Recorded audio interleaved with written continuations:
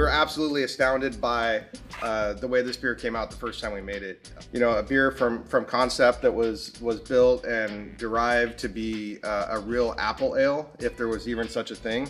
And part of making that was taking our expertise and prowess on fermentation and fermentation with alternative sugar sources to another level. And that was, you know, incorporating Macintosh apples into the actual, not necessarily the brew, but the fermentation side. So cold side addition, using this Macintosh apples to build up this apple ale.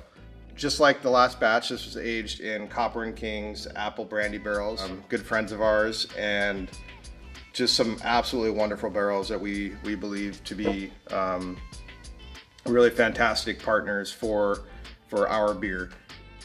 One of the things that I think is so striking about this beer is its ability to actually show the apples really well.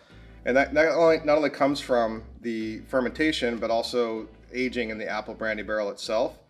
And strikingly, one of the things that I remember about aging this beer and tasting it, and even tasting it with a handful of friends, including the guys from Ancho Cider in DC, was not only the apple essence that was coming out of the barrel when we were tasting it, but also there's something about the viscosity that you could see coming out of the barrel. So like when we pulled the nail on the barrel, as the beer, the liquid was coming out, it kind of had that laminar flow to it, where, you know, it just looked thick. You know, it just looked like there was something going on there. And then when we take that barrel sample to our lips, and we all look at each other, and we're like, wow, that's going to be an amazing beer. So that's a good memory. That's something exciting that happened 2 years ago. And so this is our rebrew and re-aging of this beer coming out this year. So anyway, absolutely fantastic beer.